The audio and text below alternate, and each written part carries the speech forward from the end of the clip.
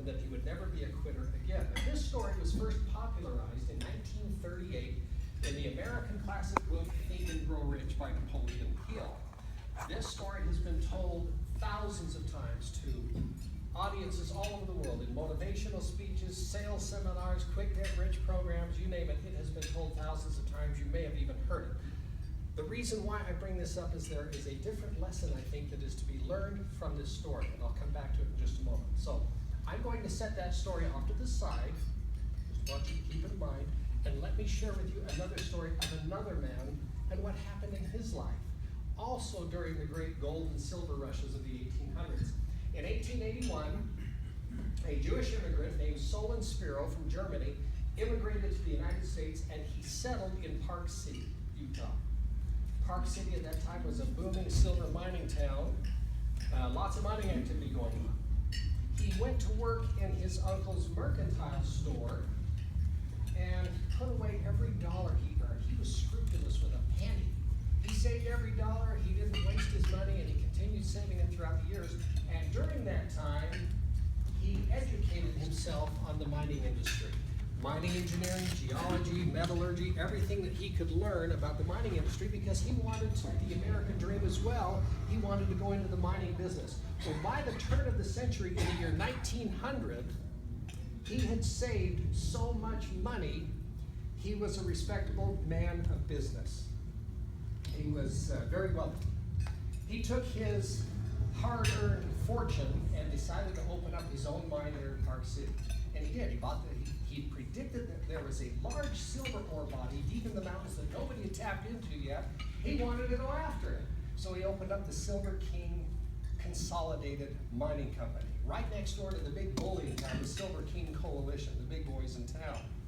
Well, he bought the machinery, he bought everything he needed to do to start up his company, hired the teams of men, and they went to work. They were open for business. But no sooner had they started tunneling into the mountain than he ran into the same problem that other mining ventures were running into as well in that area: water. If you dug a hole in Park City or dug a tunnel, it would fill up with water because of the heavy snowpack and the aquifers in that area. Well, all of the mining industries out in Park City at that time dealt with this problem by coming up with these ingenious means of pumping it out. You may have heard of the Cornish pump, the famous Cornish pump. It was just huge up there in the mining district of Park City that would pump out thousands of gallons of water per day to get the water out so these miners could go in after the treasure. Mr. Spiro decided, that's not cost effective for us. Let's drill a drainage tunnel instead so the water can drain out on its own. So they stopped their production of where they were going, and he had his men and the machinery change course, and they decided to drill this drainage tunnel all the way through the mountain, 3 miles long. It was a Herculean effort. It was an engineering marvel in its day. It took them a few years to do it. When they got through to the other side, people said that they could see daylight from one end to the other. It was so straight. And it was a success. The water effectively drained from his mine. He didn't need to put pumps in there. And that tunnel is called the Spiro Tunnel to this day and supplies Park City with 40% of its culinary water. So it was a great success. They come back, they decided to tunnel in the direction they wanted to do and resume course. They tunneled 1 mile into the mountain, then 2 miles, then 3, and there was no sign of any silver. In fact, when they were drilling the drainage tunnel, Mr. Spiro had hoped that they might encounter some silver ore bodies to help offset the cost of this project, but they didn't run into any. Now remember, he's funding this out of his pocket, okay? This was all his savings money. They weren't turning any kind of a profit. And about this time, Mr. Spiro ran into some serious legal trouble. As it turns out, the big bullies next door were trespassing into his mining claim. And he had evidence that they were. Well, this landed him in court. Even if you're innocent and you've got to pay attorney's fees, it can really rack up in a hurry, and that's what happened to him. He was in and out of court for a long time, and finally a jury found that the Silver King Coalition owners were indeed guilty of trespassing into his claim, and they were forced to pay him a hefty settlement for trespassing on his claim, which is one of the largest settlements paid in Utah mining history up until that time. Mr. Spiro took that settlement money and funneled it back into his company so he could continue to pay his workers to drill further into the mountain. Well, by 1920, they had reached the 4-mile mark. No sign of any silver. He was probably starting to get worried about that time. If you're running a company out of your own pocket money for 20 years and not turning a profit, your reserves are going to drain off in a fast hurry. Finally, in 1924, they hit the 5-mile mark, and there was no sign of any silver. By this time, Mr. Spiro was broke. He filed bankruptcy. He lost everything. He closed the mine, sold his mining claim off, and all of his equipment, machinery. The whole company was sold at auction for pennies on the dollar to none else than the big bully next door. They got everything for just a real sweet deal. Mr. Spiro and his wife sadly packed their bags, and they left Park City broken and destitute to go back to New York to live out the remainder of their days. A very sad story. Rags to riches to rags story. You don't hear a lot about it because it wasn't one of those fantastic success stories that people want to hear about. Meanwhile, the owners of the Silver King Coalition Company told their teams of men, they said, you know, we haven't paid much for this mine of his. Why don't you go in there and go ahead and drill some more? If you run into anything, you find anything, let us know. The teams of men went in there to the 5-mile mark. They tunneled a mere 40 feet, and they struck one of the richest silver ore bodies ever found in the Park City mining district. It made them all millionaires. Can you imagine how the Spiros felt back in New York when they received word of this event? 43 years of his dream went up in smoke and benefited the big bully in town. The bad guys won. And their names were the ones who ended up on the sides of buildings in Salt Lake City, not his. Now, as you listen to this story of Mr. Spiro, and I refer you back to the story of Mr. Darby, they were 3 feet from gold. Mr. Spiro was 40 feet from silver. Does anything strike you that either one of these men did anything wrong? What strikes you about it? Anyone? Were they just victims of bad luck? Was Mr. Darby really a quitter? Did he lose his fortune because he was a quitter? He just gave up too soon?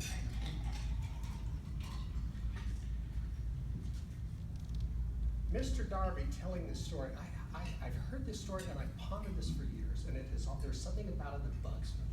Something about the premise of this story just doesn't seem right. Never give up, just keep on doing what you're doing. Success is just around the corner. You could be 3 feet from gold. It just doesn't resonate with me, and I don't find myself agreeing with it. Even though that's what's been taught in the motivational speaking circles, there's something wrong with the story. Why? Because it aligns so closely and so perfectly with what we call the gambler's fallacy. The gambler's fallacy, if you've heard of it, is basically what keeps the casino industry going. The gambler's fallacy is a train of thought that humans are drawn to. And it goes like this. It says, if you're having a series of bad luck, your luck will eventually change and you will have good luck. Conversely, if you're having a series of good luck, it will eventually change and inevitably become bad luck. It's a fallacy. It's not supported by any logic or scientific reason whatsoever, but humans are drawn to it and they keep sitting in front of the slot machines and the craps tables. Just $1 more, just $1 more. It's bound to change, it's gonna change. And people can spend themselves off a financial cliff gambling the last of their resources away, waiting for that fallacious thought that luck is going to change. Did the Darbys do that? They didn't. They established what we call in the aviation industry as a point of safe return. When I was a student pilot flying airplanes, there was a term we had in aviation that was called the point of safe return. When you leave an airport and you're fully fueled in your aircraft, there is a point in your journey at which your fuel reserves are half spent, at which you could safely turn around and return to the airport that you came from should you develop engine trouble or some other reason that you couldn't get to your destination. If you go past that point, you better be sure of your distance and where you're going to the next airport, especially on a transatlantic flight. If you're ever uncertain if you could make it or if you had to change destinations, if you don't have enough fuel, it doesn't matter whether you're 40 feet from the airport or 400 feet from the runway, you could plunge in and crash and have a disastrous ending. So you don't want to go past the point of safe return. What happened with Mr. Spiro? Yes, He please. just kept going and going and going until finally he was just like, I had nothing left, right? He spent himself off a financial cliff. He spent his last dollar. If I just keep gambling that last dollar, this is what I'll do. Now, does it really matter how close he was to the silver? He was 40 feet from it. In hindsight's 20/20. There's no way the Darbies could have known that they were 3 feet from gold. Now, the argument could be made that they could have brought in a mining engineer, and he would have told them, but they did the best with what they knew at the time. None of us know when that fortune can change. So that's the gambler's theory, or the gambler's fallacy, that they were protected from, but not so with Spiro. He spent himself, he spent the last of his resources. What does this have to do with you today? In the businesses that you run, we can tunnel ourselves blind into a dead-end tunnel of status quo by expending all of our resources going nowhere. How many of you have heard of Admiral Jim Stockdale? Raise your hand if you've heard of him. You should know him. Incredible man. He was the senior ranking military officer imprisoned in the infamous Hanoi Hilton concentration camp during the height of the Vietnam War. He was a prisoner there for 8 years, 1965 to 1973. The Hanoi Hilton was notorious for torturing American servicemen to death. Many died there. They were brutally treated, tortured for the information that they might have, and some didn't make it out. Quite a few were killed there. Admiral Stockdale made it his mission to keep the morale of his servicemen up while they were there.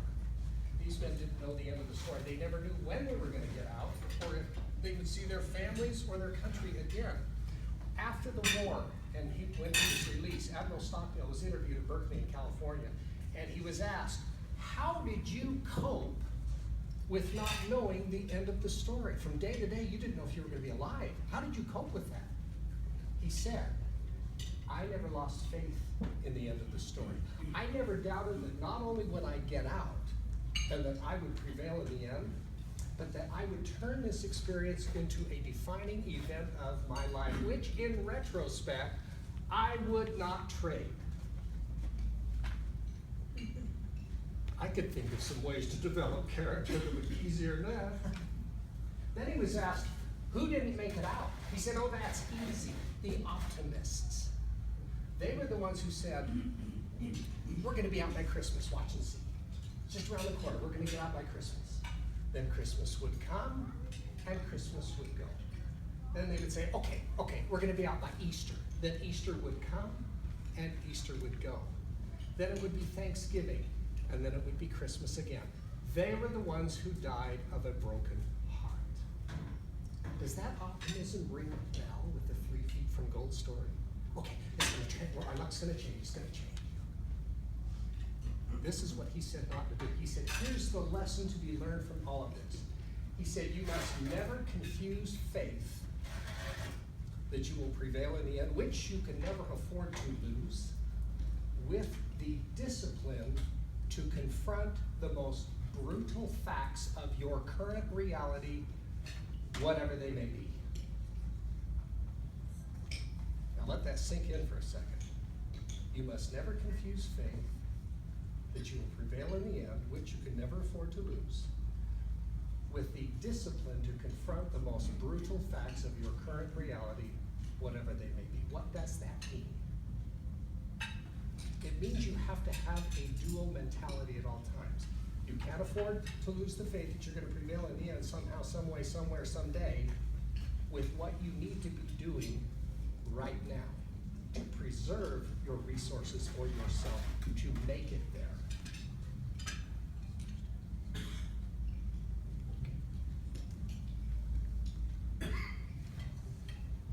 You can't use faith as an excuse to get out of doing what you need to be doing today to get there. In other words, the next 60 seconds of your life at all times is the steering wheel of your future. So for a GPS reality check, ask yourself this question. Is what I am doing in the next 60 seconds taking me where I want to go? If it's not, change course. How do we do that? Why are we stuck in this dead-end tunneling effort in the United States today? We're not in a good place right now. The Gallup organization, whom I just love, has been tracking employee engagement now for several years, maybe 15, 16 years. I don't know if any of you have seen the graphs that they've been publicizing. It's going like this, year after year. These past 2 years, it's been hovering right around 30%. It goes 31 to 29, back up to 30. We're just kind of stuck around the 30% mark. They estimate it is costing our country $550 billion in lost productivity every year. They're now tracking federal and state employees. Their engagement is going downhill too. America, we don't have any morale left. We're burning up our reserves. On what? People are so disengaged. It's affecting our economy in a very negative way. How do we get that back? Well, in the next few minutes, I'm going to share with you what was painfully learned over 33 years to give you some takeaway tools that you can take with you today, and they work. You can put them to use starting today. So how do we get those back? The first one, these takeaway tools are pillars that support the structure of engagement, and the first one has to do with communication. I hate to even say the word because I could give you 10 keynotes on communication that you've already heard. You've heard everything you can hear about communication ad nauseum, but today I would like to address the worst enemy of communication instead. It's called assumption-based thinking. I can tell you, bar none, without any hesitation whatsoever, the number one problem I have had in dealing with clients from around the country is assumption-based thinking. If I can get that out of the way, problem solving after that is a matter of connecting the dots. Take a lesson from history. When people were flooding out here to the west to find their fortune in gold or silver or whatever precious metal they were going after, there was one thing you had to know if you wanted to go after silver.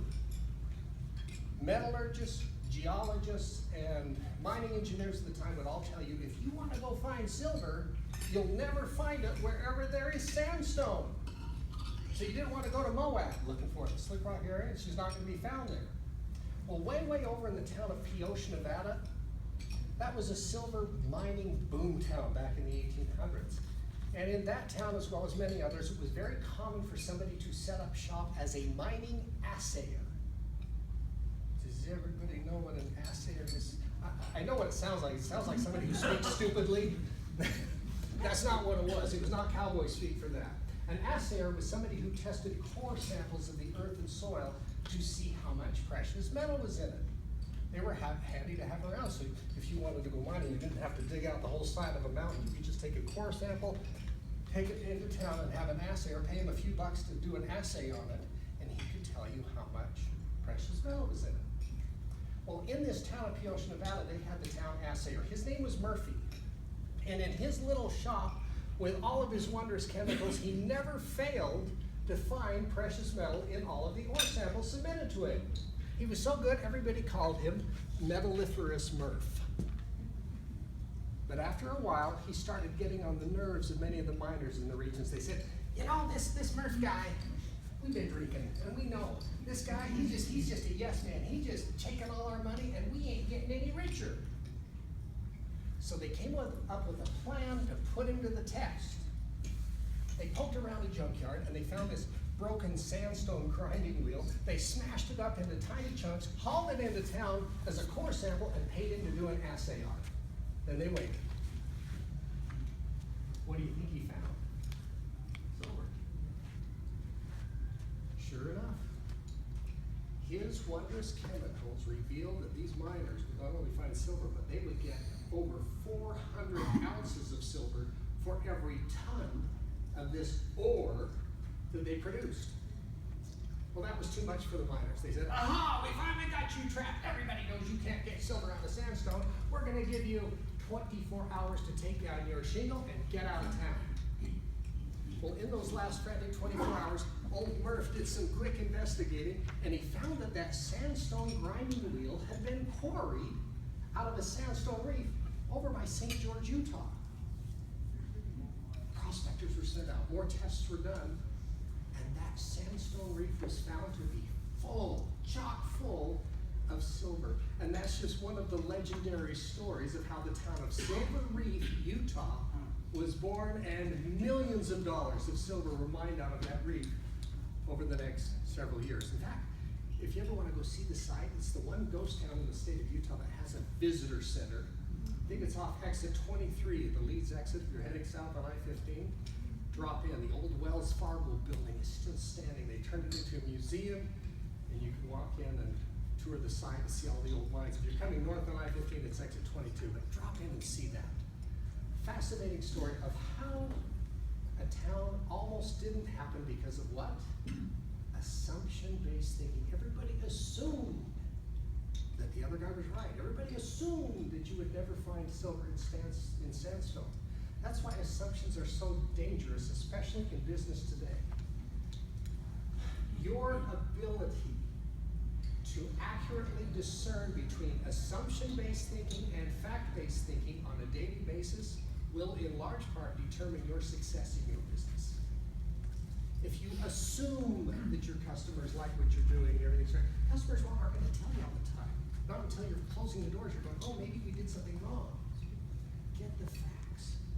Communication. If you get assumption-based thinking out of the way, communication flourishes. This is especially a good time to do this. Pay attention to how people talk in your circles of your acquaintances. Listen to conversations, especially in a political year. What are they saying? Is what they are saying fact-based, or is it all assumption-based? So communication, folks, is the first and foremost pillar that supports that structure of engagement. You must have it. Todd Novak is the author of a book that you should all have in your library called Has Technology Left Us Speechless? And in his book, he tells of a remarkable story of when he went to California to interview the CEO of a major corporation. When he got there, the receptionist told him, the president's late, he was delayed, he's not going to be here for a while. Just take a seat, he'll be here when he gets here, and just make yourself comfortable. Instead of sitting down and immersing himself with his mobile device, he decided to strike up a conversation with the receptionist. Her name was Debbie. They said, Debbie, what do you do for the corporation? And she said, I'm just the receptionist. Her hunched over posture and her downward gaze said that she felt worse about her position than she sounded. He walked over to her and he said, do you know who you are really? She said, no, I don't know what you mean. You are the director of First Impressions. She said, I don't understand. He said, think about it. When people come to this nice corporate office, you are the first person that they greet. You're the first person they see, so everything about how people dress, how they act, how they conduct themselves in business is based upon your first impression and your appearance.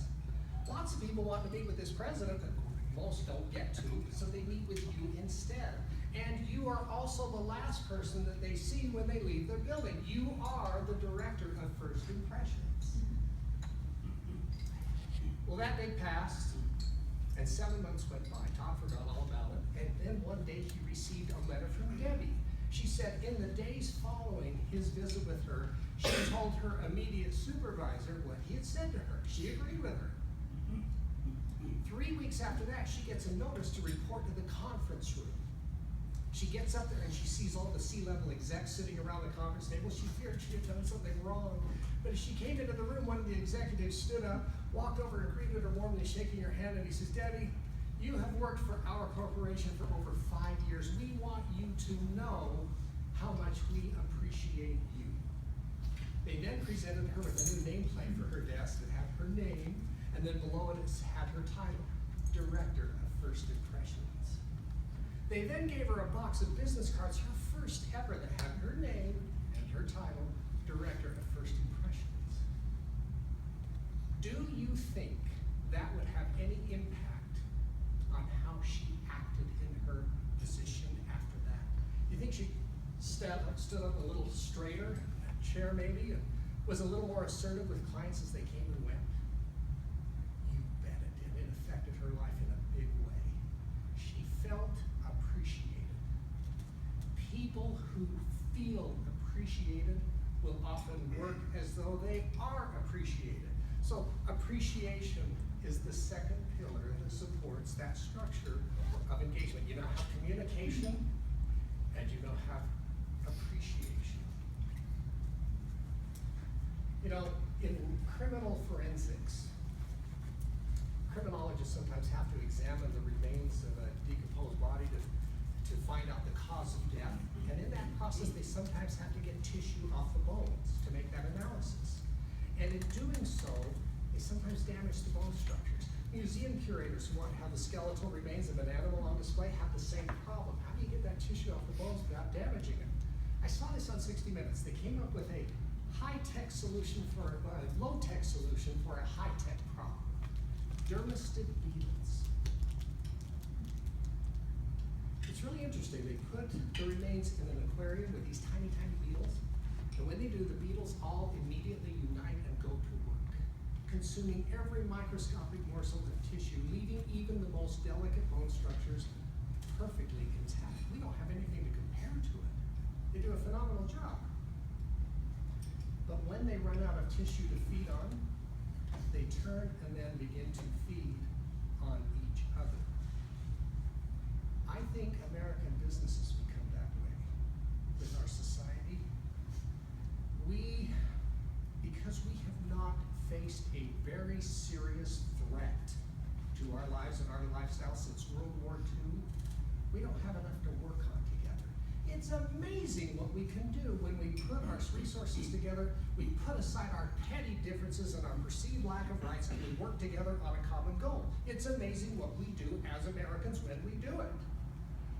But because we don't have that threat, and we don't need each other, we turn and tend to feed on each other. What's contributing to it? In August of 2002, in Parade magazine, John Hopkins researchers did some research, and they knew then, when they said in their article that although technology has increased connectivity, people paradoxically feel less connected and more stressed out. Now, I've been in business long enough, and I know this dates me to say this, but I have lived long enough working with national companies to see an entire generation go and an entire generation come in. Do you want to know what the most striking disparity is that I've seen between the two generations? How interpersonal communication skills have plummeted since the invention of email and electronic messaging. It's terrible. It's an epidemic. We have more screen-to-screen interaction than we do face-to-face. So there's not as much of an opportunity to build a relationship of trust in businesses when we used to have to do phone-to-phone communication. Now we're just doing these terse emails, if that. Sometimes people just blow you off and don't even answer. It's a problem. It's contributing to that demise of relationship-building trust. Relationships, therefore, is the third pillar that supports that structure of communication. How do you turn it around? Am I suggesting that you get warm and fuzzy with all your clients? No. Take an example from one of our former Utah governors, the late Olene Walker.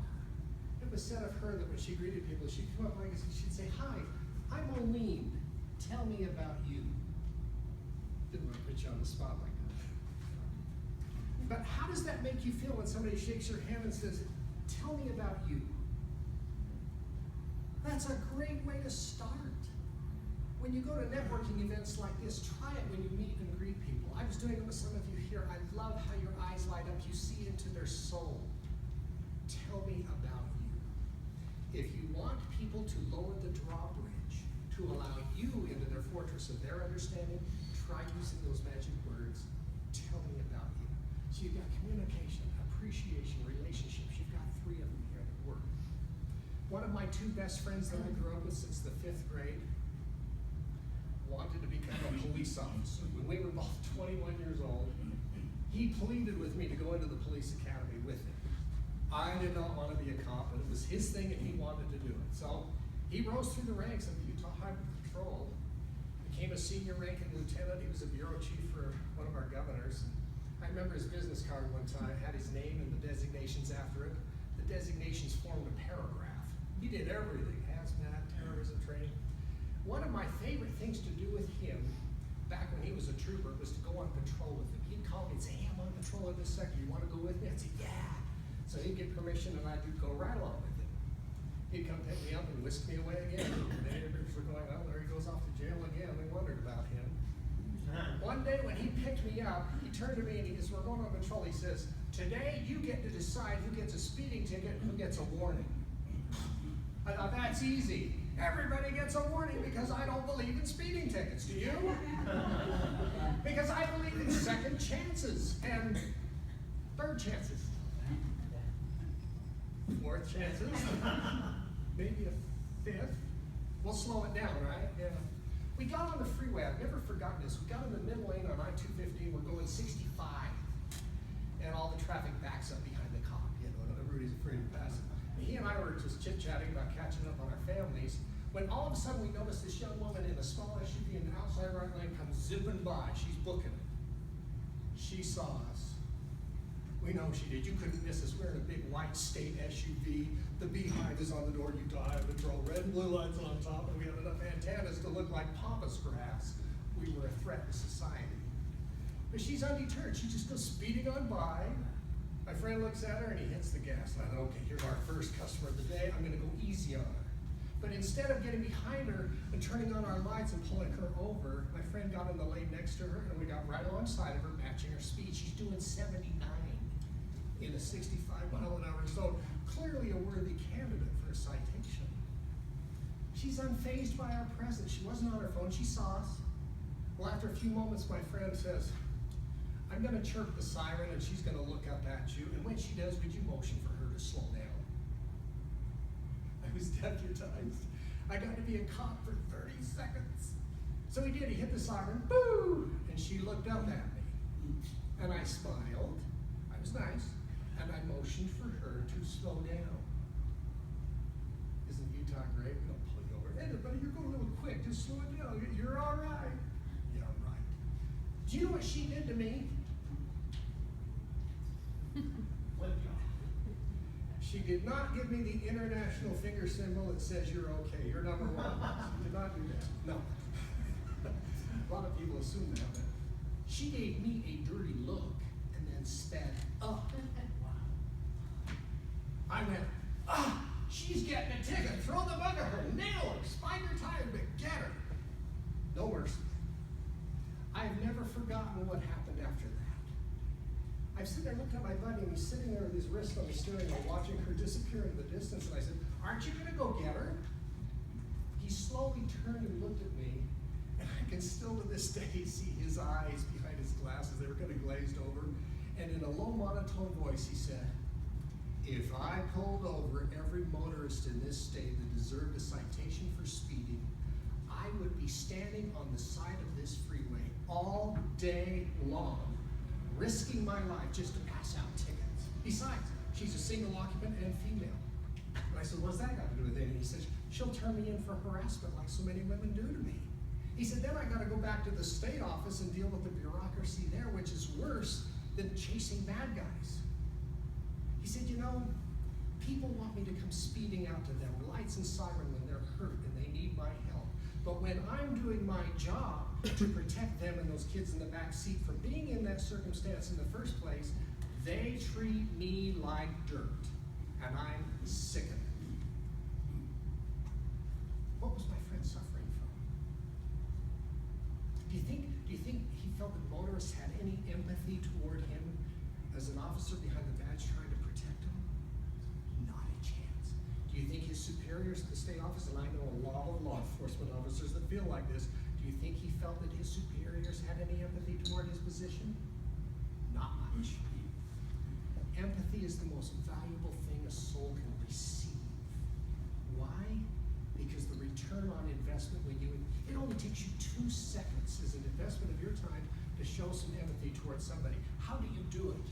For people, your constituents, your subordinates, whoever you work with, you keep what I call a one sheet, in a binder, your phone, your device, whatever, it doesn't matter. Keep their name, maybe their favorite color, birthday, their spouse's name, or their kids on it. It only takes you 2 seconds to ask them, how is something going? and their lives were threatened. Maybe you could give them something of their favorite color for their birthday. Maybe their spouse is going through chemo. Maybe they have an autistic child. That 2 seconds that you invest in showing somebody that valuable gem of empathy will come back to you 100-fold in the form of loyalty. So empathy is the fourth pillar that supports that structure of engagement. Empathy opens the door so that you can help people find meaning in what they're doing. Meaning is the world's most powerful anesthetic. Viktor Frankl taught this in his book, Man's Search for Meaning. The minute you can attach meaning, suffering stops being suffering. It really works. If you doubt anything I've shared with you today on those 4 things, check the math. How do you check the math on an arithmetic problem? 2 plus 2 equals 4. How do you check the math? 4. Come on, you guys have this real in school. What? 4 minus 2. 4 minus 2 equals 2. Check the math on this engagement formula. Take away communication, interpersonal communication. Take it away. What happens? Take away appreciation. Don't show anybody any appreciation for what they bring to your committee. Don't have a relationship with them. And don't show any empathy toward them. You take those 4 things away, you've killed engagement. And it's easy to do. Put them back and watch engagement breathe. Now here's another test. The first letter of each one of those words spells something. What is it? Communication, appreciation, relationship, empathy. What is it? Care. Care. Which is what engagement is all about. And care is the oxygen that engagement needs to breathe. Now before I give you my concluding remarks, does anybody have any questions? So when are you going to go talk to our president? You set it up and I'll go have a chat. We don't see, you bring up a good point in this election year. Do you feel that candidates are, I want them all. that's a dumb. I want them all to go away. Any questions? This will help you in any organization, including your family. On any, from small to large, it works. Any other comments, questions? I think you're so right on the technology taking away the personal relationship and communication. I have 2 teenagers, and I see the first one that cultivating, giving a presentation, all that, but the younger one, if I don't develop him, he's a lot more like his peers with communications, and there's huge right on about that. That's Well, the thank scary you. thing as a parent. Do you know why? And I talked about this a year ago at the Draper Chamber. Habituation. Habituation is a blindness and deafness that affects all of us sometimes on a daily basis where we don't see or hear what's going on. And teenagers are affected by it. Why? Because they've heard your voice since the cradle. It's nothing new to them. If you've raised teenagers, you know what I'm talking about. You could be standing in front of them, shaking your finger to your son or daughter, giving them life-saving advice, and you can tell it's going in one ear and out the other, going, yeah. They're pretending that they're getting it, but they're not. Because of habituation, we don't hear what our spouses are saying. Our teenagers don't hear what we're saying as parents. We do it to each other if we've heard the same thing over and over again. The cure is getting away from assumption-based thinking, making it new in some new way so that they really do hear it. Awareness is the key. Anything else? Anyone else? I'm going to give you my personal promise on this. I'm on a mission to teach it. I hope some way, somehow, you have felt it come from my soul today. It's a pet peeve of mine because I see it every day. I'm going to make you a promise. You put these to use, they will help you. My card is in the back, and I've got my email on it. Shoot me an email in a few months. Let me know how it's working for you, or if something is not working. I respond to every one of them. Together, we can learn something new. I want to back it up with my personal guarantee. If you will put the CARE formula to use, you will strike gold with your people in the form of engagement. And let's see, one other thing I want to do. If you want to buy the book, it's back there. I got to pay the printer. Sells for $19.95. I'll discount it down to $15 and I'll cover the governor's share. Fair enough? Make sure you get your CARE cards in the back and a flyer and a card. Let me know what you thought. Fill out these cards if you would. I'd love to speak any other organization that you want me to come to. I will. It's my passion. I tailor my speeches to suit the need. And I promise you, if you'll do this, you will move toward greater engagement faster than that speed of doubt. Thank you.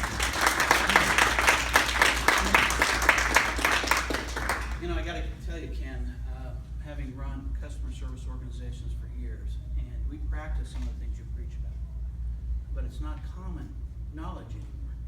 It's not. It's not. You know, one of the things I learned is the company had a policy where we told everybody what the budget was. They all had to understand how to read what a budget is. We went through and shared every number on the budget with them. Because what it helped them understand is why they don't get a raise or why they do get a raise. And so it really cut down on the whole thing where they wouldn't engage because they didn't trust you, the owner, because they heard that you kept all the money. You know, and whether you're a manager or owner, that you're the owner of that particular operation, whatever. And so that trust, it all of a sudden starts, the whole rumor mongering starts taking over. And so you gotta be straight with them. They gotta believe you. They gotta do the math. So those things are truth. I tell you, I've lived it. I've seen it. I know it works. So thank you, Ken. That was great information. I think that if you could do one thing this year, if you start thinking about those relationships. I mean, we preach this every day at the chamber because we see it slowly slipping away. But wait a minute, I'm on Facebook. I'm on LinkedIn. I'm too busy to go meet people. And I gotta tell you a quick story. And it was a local company I called. I need a new roof on my house.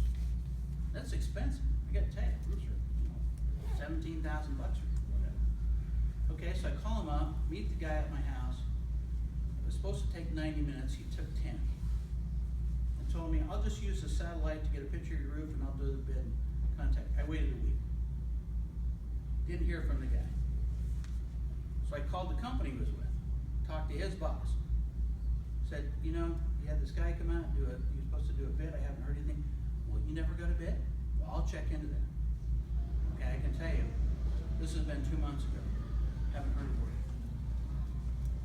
I mean, there's somebody that's willing to walk away from $17,000 payday because they don't want to talk to you. Why they're doing it, I don't know. It really confuses me. But I think that's the world we're living in now. Probably everybody in this room could come up with a story like that. They go in somewhere. I was reading an article the other day that less than 10% of salespeople follow through. That's what it is now, 10%. So if you have people in sales who work for you, that's a critical thing. You gotta call people back because people nowadays, they're gonna go check stuff. They're not gonna go, yeah, I'll just trust you, I'll buy it. So take what Ken's talking about.